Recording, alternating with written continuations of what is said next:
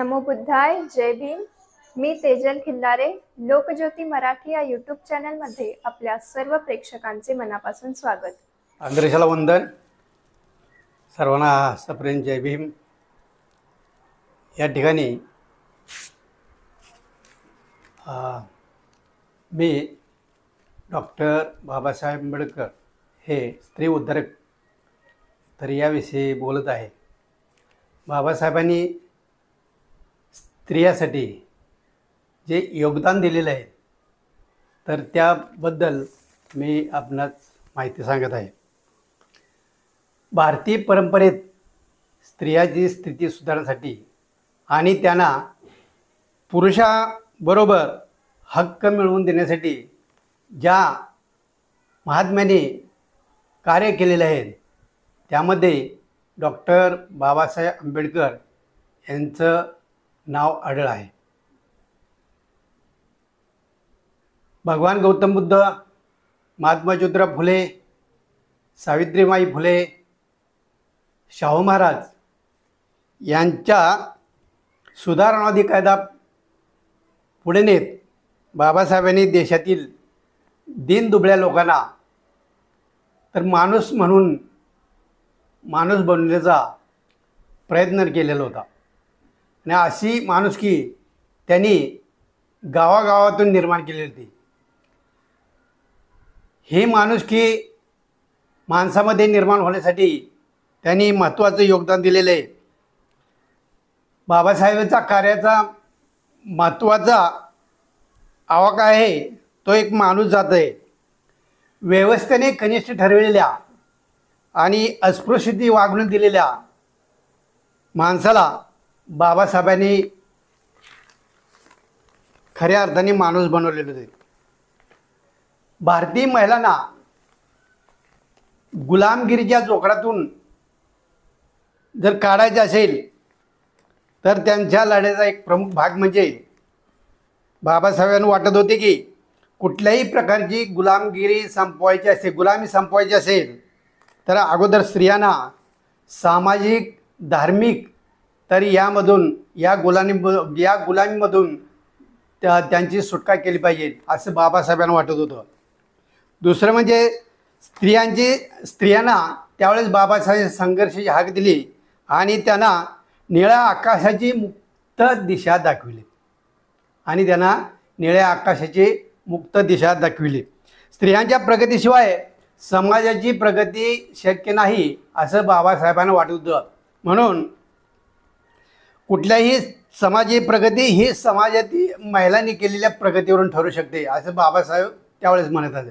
कोणत्याही समाजाची जर प्रगती व्हायची असेल किंवा केली जात असेल तर समाजामध्ये त्या स्त्रियाने केलेल्या प्रगतीवरून त्या समाजाची प्रगती ठरू शकत होती असे बाबासाहेबांनी आपल्या विधानामधून सांगितलेले आहे. बाबासाहेब आणि ज्योतिराव फुले आणि सावित्रीबाई फुले यांनी जो महिला मुक्तीचा लढा दिलेला होता तर हा महिला मुक्तीचा लढा पुढे नेत बाबासाहेबांनी तर महिलांना अनेक प्रकारचे अधिकार दिलेले आहेत. आणि त्यावेळेस बाबासाहेबांनी स्त्रियांच्या सर्वांगीण भल्याचाच विचार केलेला होता. त्यासाठी शिक्षणाच्या जोरावर स्वतःचं आयुष्य घडवणाऱ्या बाबासाहेबांना शिक्षणाचं महत्त्व माहीत होतं. आणि बाबासाहेबांनी त्यावेळेस म्हणलेलं होतं शिक्षण हे वाघिणीचं दूध आहे आणि जो प्राशन करील तो आपल्यावर होणाऱ्या अन्यायाविरुद्ध बंड करून उठेल असं बाबासाहेबांचं वचन त्यावेळेस ठरलेलं होतं. म्हणून बाबासाहेब एकदा म्हणाले पालक मुलांना जन्म देतात परंतु कर्म देत नाही. कारण समाजामध्ये स्त्रियांची जर प्रगती करायची असेल पालकांनी त्यांना सांगितलेलं होतं 18 जुलै 1927 महिलाची एक परिषद भरलेली होती मुंबईमध्ये. आणि त्या परिषदेमध्ये बाबासाहेबांनी पालकांना सांगितलेलं आहे.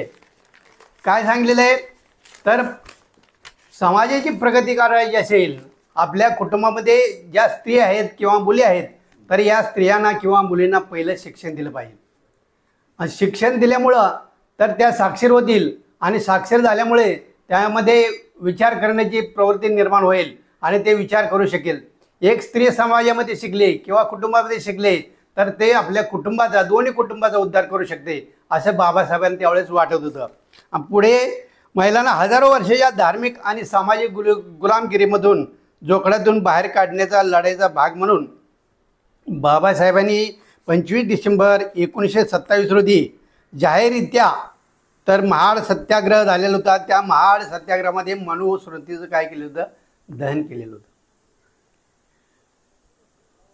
आणि त्यावेळेस हे दहन का करण्यात आलं, तर समाजामध्ये असमानता मोठ्या प्रमाणात होती. तर ही असमानता नष्ट करायची असेल तर स्त्रियांना पुरुषाबरोबरही हक्क दिले पाहिजे. स्त्रियांना पुरुषांना जसा शिक्षणामध्ये हक्क आहे तशाच प्रकारचा हक्क स्त्रियांना दिला तर स्त्रियासुद्धा आपल्या कार्यामध्ये तत्पर होतील आणि आपल्यावर जे अन्याय अत्याचार होतो आहे त्या अन्याय अत्याचार ते तोंड फोडू शकेल असं बाबासाहेबांना त्यावेळेस वाटत होतं. त्यामुळं तर बाबासाहेब सांगितलेलं आहे, कोणत्याही स्त्रीला केवळ स्त्री आहे म्हणून त्याची संधी नाकारली जाऊ नये. कारण लिंगाच्या आधारावर तिच्याशी कोणत्याही प्रकारचा भेदभाव केला जाऊ नये. कारण आज नोकरी करणाऱ्या गर्भवती महिला, तर या महिलांना बाबासाहेबांनी तर त्यांचा हक्क मिळवून दिलेले आहे. प्रसूती रजेचं मिळावे असं संघर्ष बाबासाहेबांनी केलं. त्यांना हे अधिकार मिळवण्यासाठी अनेक प्रकारचं योगदान बाबासाहेबांनी त्यावेळेस दिलेलं होतं. म्हणून आज तर प्रसूती रजा तर हे किंवा मातृत्व रजा तर स्त्रियांना मिळते आहे. 10 नोव्हेंबर 1938 रोजी बाबासाहेब आंबेडकरांनी मुंबई विधानसभेमध्ये महिलांच्या प्रश्नासंबंधीचे अनेक प्रश्न त्या ठिकाणी विचारले गेलेलं होतं. आणि त्याच्यावर तो प्रश्न तर महिलांना ज्यावेळेस बाळपण झाल्यानंतर त्यांच्या आरोग्याविषयी तर काळजी घेण्यासाठी तर अशा प्रकारचं त्यांना रजा दिली पाहिजे असं त्यांनी आपल्या विधानसभेमध्ये तर ठामपणे आपलं मत मांडलेलं होतं. त्यानंतर बाबासाहेबांनी मातृत्व लाभ विधेयक 1942 मध्ये स्त्रियांना दिलेलं होतं. नंतर 1948 मध्ये कर्मचारी राज्य विमा कायद्याद्वारे महिलांसाठी प्रसूती रजेची तशा प्रकारची तरतूद केलेली होती. जगामधील किंवा जगभरातील ज्या महिला आहेत तर त्या महिलांना मतदानाचा अधिकार मिळण्यासाठी किंवा हक्क प्राप्त करण्यासाठी अनेक प्रकारचा संघर्ष करावा लागत होता. परंतु बाबासाहेबांना ज्यावेळेस संविधान लिहिण्याची परवानगी मिळाली किंवा संविधान लिहित असताना बाबासाहेबांनी तशा प्रकारचा अधिकार तर मतदानाचा अधिकार महिलांना त्यावेळेस दिलेलं होतं. आणि अशा प्रकारचं तर हे अधिकार मिळाल्यामुळे ज्या महिलांना 18 वर्ष पूर्ण झालेले आहे अशा महिलांना तर अशा प्रकारचं मतदानाचा अधिकार त्यावेळेस बाबासाहेबांनी आपल्या घटनेमध्येच संविधानामध्येच नमूद केलेलं होतं. आणि त्यावेळेसपासून तर हे मतदानाचा अधिकार त्यांना आहे. पुढे कित्येक वर्ष परंपरेने नाकारलेला अधिकार बाबासाहेबांनी संविधानाद्वारे स्त्रियांना प्रदान केली होती. राजकारण आणि संविधानच्या माध्यमातून भारतीय समाजातील स्त्री पुरुष असमानतेची खोलदरी भरून काढण्याचं कार्य बाबासाहेबांनी केलेलं आहे. त्यांनी जाती, लिंग आणि धर्मनिरपेक्ष संविधानात सामाजिक न्यायाची कल्पना निर्माण केलेली होती. त्यासाठी त्यांनी हिंदू कोड बिल तर हे अस्तित्वात आणलेलं होतं. आणि या हिंदू कोड बिलाच्या अस्तित्वातून महिलांना सामाजिक, राजकीय, आर्थिक तर या सर्व क्षेत्रामध्ये, शैक्षणिक क्षेत्रामध्ये योगदान मिळालेलं होतं. आणि तर हे बिल पारित करण्यासाठी बाबासाहेबांना मोठ्या प्रकारचा संघर्ष करावा लागलेला होता. बाबासाहेबांनी हिंदू स्त्रियांच्या मुक्ती आराखडा हा हिंदू कोड बिल या माध्यमातून तयार केलेला होता. आणि पुढे त्यांनी म्हटलेले तर महिलांना जे हक्क नाकारण्यात आलेले आहेत ते हक्क त्यांना प्राप्त झाले पाहिजे अशा प्रकारचं त्यांनी आपलं ठाम मत व्यक्त केलेलं होतं. आणि अशा प्रकारचं जातीच्या महिलांचा विचार केला नाही. यामध्ये वरिष्ठ जातीच्या महिलांचा बाबासाहेब त्यामध्ये विचार केलेला नाही. तर परंपरेने लेखलेल्या सर्व भारतीय स्त्रियांचा, परंपरेने जो अन्याय अत्याचार सहन करत आलेल्या भारतीय स्त्रियांना तर या हिंदू कोड बिलाच्या माध्यमातून तशा प्रकारचं अधिकार दिलेले आहेत. तर हे अधिकार कोणत्या प्रकारचे आहेत? यामध्ये पहिला आहे, मग त्यामध्ये बाबासाहेबांनी फक्त आपल्या जातीचा विचार न करता भारतामधील त्या संपूर्ण स्त्री जाती आहेत त्या स्त्री जातीचा विचार केलेला होता. आणि त्यामुळं या हिंदू कोड बिलामध्ये अशा प्रकारचे तर जे अधिकार आहेत ते महिलांसाठी दिलेले आहेत. यामध्ये पहिला अधिकार आहे हिंदू विवाह अधिनियम कायदा, विशेष विवाह अधिनियम कायदा, दत्तक घेणे, दत्तक ग्रहण, अल्पायुष्य संरक्षण अधिनियम कायदा, त्यानंतर हिंदू वारसदार अधिनियम कायदा, त्यानंतर दुर्बल आणि साधनहीन कुटुंबातील सदस्य यांना भरण पोषण अधिनियम कायदा, त्यानंतर अप्राप्त वय संरक्षण संबंधी अधिनियम कायदा, त्यानंतर वारसदार अधिनियम कायदा आणि हिंदू विधवांना पुनर्विवाह करण्याचा कायदा, अशा प्रकारचे अनेक कायदे या हिंदू कोड बिलामधून तर बाबासाहेबांनी सांगितलेले. आणि अशा प्रकारचं हे हिंदू कोड बिल बाबासाहेबांनी प्रयत्न केलेले. हे कधी प्राप्त झालं तर या माध्यमातून बाबासाहेबांनी महिलांना पूर्णपणे सक्षम बनवण्याचा अधिकार दिलेले आहे. आणि हे बिल बाबासाहेबांनी प्रथम 24 फेब्रुवारी 1949 रोजी संसदेत मांडलं गेलं. बाबासाहेब वाटत होते की लोकशाही कधी येईल, ज्यावेळेस समाजामध्ये महिलांना ज्यावेळेस समाजामध्ये महिलांना तर माणूस म्हणून जगण्याचा अधिकार मिळेल तर त्यावेळेस खऱ्या अर्थाने लोकशाही निर्माण झाली आहे असं म्हणावं लागेल. कारण पुरुष या बरोबरीने महिलांना जर अधिकार दिले तर महिलासुद्धा तर आपलं चांगल्या प्रकारचं कार्य करू शकेल. आणि समाजामध्ये अशा प्रकारचं कार्य जर केलं तर आपल्या समाजाचा विकास होऊ शकेल, देशाचा विकास होईल आणि आपल्या कुटुंबातसुद्धा विकास होऊ शकेल असं बाबासाहेबांनी तर शिक्षणाच्या माध्यमातून सांगितलेलं होतं. म्हणजे त्यांच्या बोलण्याचा उद्देश हा होता की महिलांना अधिकाधिक शिकलं पाहिजे. कारण प्रत्येक कुटुंबामध्ये जर महिला जर शिकली तर महिलाच ही आपल्या कुटुंबाचा उद्धार करू शकते. महिलामुळेच आपल्या मुलांना तर चांगल्या प्रकारचं शिक्षण मिळू शकतं. चालणं, बोलणं, वाचणं, लिहिणं तर या सर्व गोष्टी महिलामुळेच घरामध्ये प्राप्त होऊ शकतात. म्हणून महिला हे सुरुवातीला घरामध्ये साक्षर झाली पाहिजे असं बाबासाहेबांचं विचार होतं. बाबासाहेब हे स्त्री स्वातंत्र्याचे पुरस्कर्ते होते. त्यांनी बुद्ध, फुले तर या आपल्या गुरूंच्या उद्धारकर्त्याला मानून तर आपलं कार्य करण्याचं ठरवलं. बाबासाहेबांनी काय केलेलं आहे तर बुद्धांनी आणि महात्मा ज्योतिराव फुले किंवा सावित्रीबाई यांनी समाजामध्ये जे कार्य केलेले आहे आता माहीतच आहे आपल्याला. 1848मध्ये महात्मा ज्योतिराव फुले यांनी मुलींसाठी शाळा काढलेली होती आणि स्वतः आपल्या पत्नीला म्हणजे सावित्रीबाई फुले यांना शिक्षण दिलं आणि शिक्षण देऊन त्यांनी महिलांना शिकू आणि ते स्वतः तर महिलांना शिकवत होते. अशा प्रकारचं कार्य महात्मा ज्योतिराव फुले आणि सावित्रीबाई फुलेचं होतं. आणि हेच कार्य बाबासाहेबांनी अधूर राहिलेलं कार्य पुन्हा आपल्या संविधानाच्या मार्फत त्यांनी पूर्ण केलेलं आहे. म्हणजे आज महिलांना तर शिक्षणामध्ये अनेक प्रकारचे अधिकार दिलेले आहेत. आज महिला मोठ्या प्रमाणात साक्षर झालेले आहेत, सक्षम झालेले आहेत, त्यांना आपले अधिकार जाणू लागलेले आहेत. आज प्रत्येक क्षेत्रामध्ये महिला तर पुरुष या बरोबरीने कार्य करीत आहेत. आता वेगवेगळ्या क्षेत्रामध्ये महिला आज तत्पर आहेत आणि अतिशय निष्ठेने कार्य करत आहेत. आता आपल्याला माहीतच आहे श्रीमती इंदिरा गांधी भारताच्या पहिल्या पंतप्रधान होत्या. त्यानंतर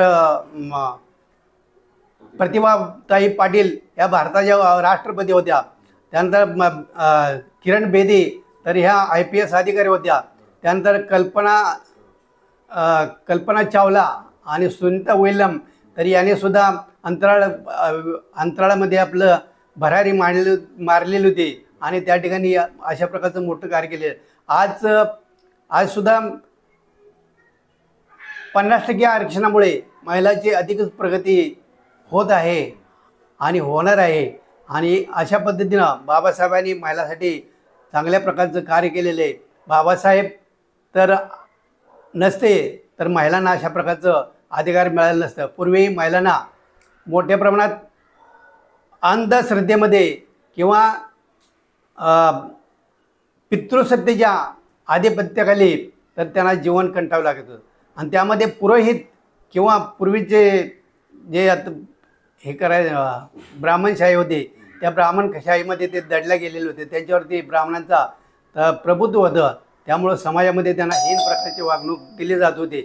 अशा या जोखडामधून तर बाबासाहेबांनी तर महिलांना बाहेर काढलेले आहे. आणि भारतातील महिला समाजातील महिला तर आजही पितृसत्तेच्या अंमलाखाली आपलं जीवन खंडित आहेत. सनातनी मनोवादी विचारांचा त्यांच्यावर मारा असल्याने तर आंबेडकरी विचारापासून आज त्यात दूर राहिलेले आहे. आंबेडकरांचं बाबासाहेबांचं विचार आणि महात्मा ज्योतिराव फुलेंचं विचार जर त्याने घेतलं तर आज समाजामध्ये त्यांची मोठ्या प्रमाणात प्रगती होऊ शकेल. त्यानं सांगितलं आहे ज्योतिबा आणि बाबासाहेबांच्या सानिध्यात येऊन आपल्या स्वातंत्र्याचा आस्वाद घ्यावा. आंबेडकर विचारधाराच सर्व प्रकारच्या अन्यायावरचा उपाय आहे हे समस्त मानवजातीने ओळखले पाहिजे. म्हणतात की तर यशस्वी पुरुषामागे यशस्वी स्त्रीचा हात असतो. परंतु भारतीय स्वातंत्र्यामध्ये भारताला स्वातंत्र्य मिळालं तर संपूर्ण स्त्रिया प्रगतीमध्ये फक्त एकच महामानवाचा हात आहे ते म्हणजे डॉक्टर बाबासाहेब आंबेडकर. कारण आज बाबासाहेबांच्या या उपकारानेच आज सर्व समाजामध्ये स्त्रियांची प्रगती होत आहे. काही प्रवृत्ती म्हणतात बाबासाहेबांनी आमच्यासाठी काय केलं, पण बाबासाहेबांनी जे काही केलेलं आहे ते मनुस्मृतीमध्ये तर त्यांचं कार्य भेटेल. कारण यामध्ये बाबासाहेबांनी सांगितलं आहे पूर्वी गुलामी होती आणि हे गुलामीमध्ये जगणं काय असतं तर हे आपल्याला कळू शकते. त्यासाठी बाबासाहेबांनी काय केलं तर हे आपल्याला याच्यामधून समजू शकेल. पूर्वी काय होतं कंपनीमध्ये किंवा कोणत्याही क्षेत्रामध्ये 12 तास काम करावं लागत होतं. ते बाबासाहेबांनी संविधानामध्ये 7 ते 8 काम करावे अशा प्रकारचं संविधानामध्ये नमूद केलेलं होतं. पूर्वी स्त्रियासाठी डिलिव्हरी रजा मिळत नव्हत्या, म्हणजे बाळंतपणासाठी रजा मिळत नव्हत्या. परंतु बाबासाहेबांनी त्याच्यामध्ये कायद्यामध्ये तसं नमूद केलेलं आहे आणि आज स्त्रियांना आपल्या हक्काच्या रजा मिळत आहेत. तिसरं म्हणजे महिलांना व पुरुषांना समान अधिकार नव्हते. महिला आणि पुरुष तर यामध्ये समान अधिकार, म्हणजे पूर्वी पुरुषप्रधान संस्कृती होती त्यामुळं स्त्रियांना दाबलं जात होतं, म्हणजे समान अशा प्रकारचा अधिकार नव्हते. परंतु बाबासाहेबांनी तशा प्रकारचा समान अधिकार आज दिलेला आहे. 50% आरक्षण केलेलं आहे. चूल आणि मूल आणि चूल आणि मूल आणि सती प्रथा तर अशा प्रकारच्या प्रथा पूर्वी भारतामध्ये होत्या आणि ह्या पायदळी तोडवण्याचं कार्य तर या अधिनियमामध्ये केलेलं आहे. पुढे मुलींना शिक्षणाचा अधिकार नव्हता. दुसरं स्त्रियांना वारसा हक्क नव्हता. पोटगी मागण्याचा कोणत्याही प्रकारचा हक्क नव्हता. पुनर्विवाह करण्याचा सुद्धा हक्क नव्हता. घटस्फोट घेण्याचा हक्क नव्हता.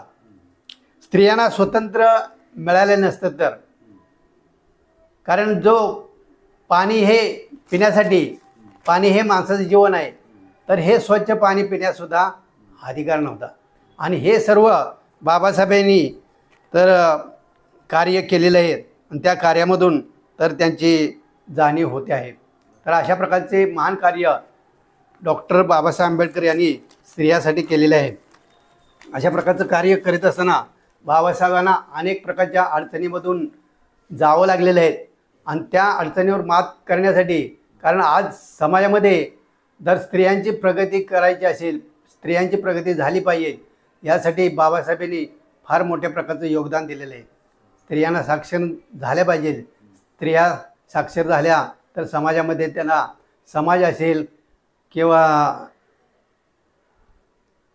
व्यवसाय असेल किंवा कोणतेही क्षेत्र असेल, त्या क्षेत्रामध्ये ताठ मानेनं तर आपलं जीवन जगू शकतील असं बाबासाहेबांना वाटत होतं. त्यासाठी बाबासाहेबांनी मोठ्या प्रकारचं कार्य महिलांसाठी केलेलं आहे. अशा प्रकारचे बाबासाहेब तर यांच्या कार्यामुळे आज भारतामध्येच नाही तर जगामध्ये त्यांच्या कर्तृत्वाने प्रसिद्ध आहेत. कारण भारतासाठी जी लोकशाही दिलेली आहे, तर ही लोकशाही जगामध्ये सर्वात मोठी लोकशाही आहे आणि या लोकशाहीद्वारे आपला भारत देश चालतो आहे. आज कोणीही कोणत्याही प्रकारचं कायदे करण्याचा प्रयत्न केला तर हे कायदे लोकशाहीच्या विरुद्ध करू शकत नाही. तर अशा प्रकारचं महत्त्वाचं कार्य बाबासाहेबांनी आज आपणाला दिलेलं आहे आणि अशा प्रकारचे महान कार्य करणारे बाबासाहेब तर आज स्त्री उद्धारक म्हणून तर भारतामध्येच काय जगामध्ये ओळखले जातात. अशा प्रकारचं महान कार्य बाबासाहेबांचं आहे. बाबासाहेबांनी संविधान लिहिण्याचं अधिकार मिळाल्यानंतर त्यांना आपली प्रगती कशात आहे, समाजाची प्रगती कशात आहे, तर हे बाबासाहेबांना माहीत होतं. आपल्या समाजाची प्रगती करायची असेल तर पहिलं महिलांना साक्षर केलं पाहिजे. अशा प्रकारचं योगदान बाबासाहेबांनी आपल्या संविधानामधून तर जनतेला दिलेलं आहे. आपला समाजाचा विकास, कुटुंबाचा विकास जर घडवून आणायचा असेल तर स्त्रीला स्वातंत्र्य दिलं पाहिजे. स्वातंत्र्य देण्यासाठी पुरुषाप्रमाणे आपल्या मुलाप्रमाणे मुलींनासुद्धा शिक्षणामध्ये अधिकार दिला पाहिजे, शिक्षणामध्ये समान अधिकार दिला पाहिजे. तर अशा प्रकारचं कार्य बाबासाहेबांनी तर संविधानाद्वारे केलेलं आहे. लोकज्योती मराठी तर या चॅनलने आणि मला इथे बोलण्याचा जे मान दिला त्याबद्दल आपल्या चॅनलचं मी सतेश्य आभारी आहे आणि मी इथेच थांबतो. जय भीम, जय बुद्ध. धन्यवाद. आमचे असेच नवनवीन व्हिडिओज पाहण्यासाठी लोकज्योती मराठी या यूट्यूब चॅनलला सबस्क्राईब करायला विसरू नका.